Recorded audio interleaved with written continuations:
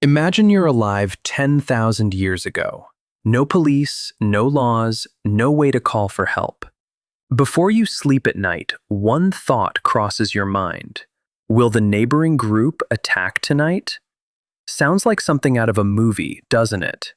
But what archaeologists found by a remote lake in Kenya isn't fiction. It's real.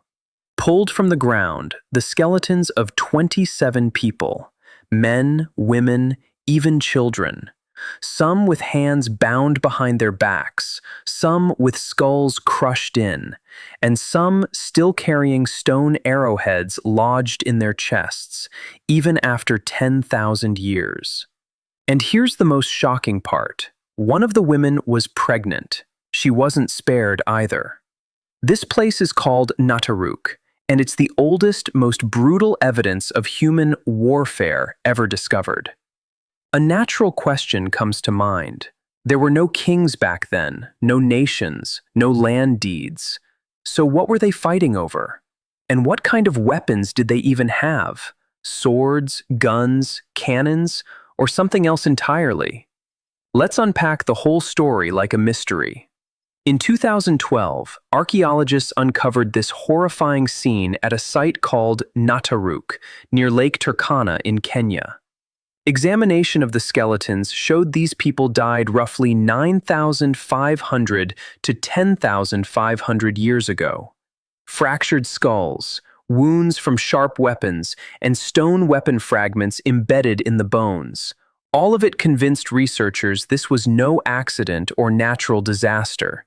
It was a planned, organized attack. The most startling detail is that these people hadn't yet learned farming, hadn't built permanent settlements. They were entirely nomadic hunter-gatherers. For a long time, historians held a common belief that humans were peaceful while nomadic, and that warfare began only with agriculture and settled life, driven by disputes over property and land. Nataruk proved that idea completely wrong. Violence was present in humans long before that. The history of human weapons actually goes back much further, but originally they were made for hunting, not for killing each other. About 400,000 years ago, wooden spears used for hunting large animals have been found at Schöningen in Germany. Evidence of bows and arrows dates back 71,000 years. But the real question is, when did these weapons stop being used on animals and start being turned against other humans?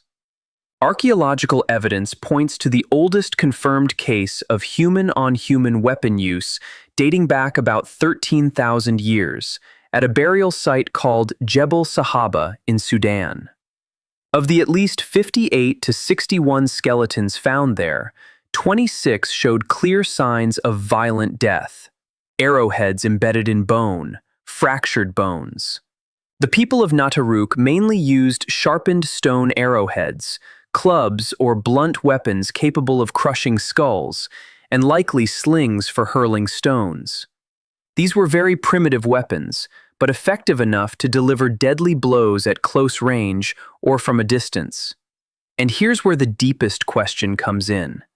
When there's no permanent property, no state, no borders, what could war even be about?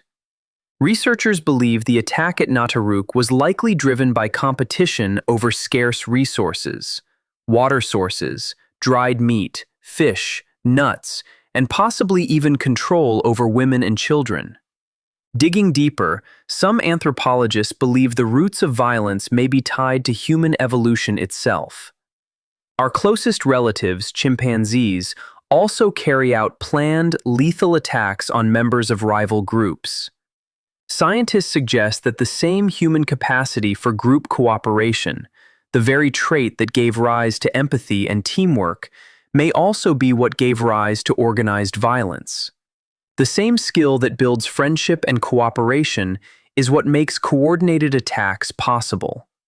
For a long time, we believed war was a byproduct of civilization, a complication born from agriculture, property, and the formation of states.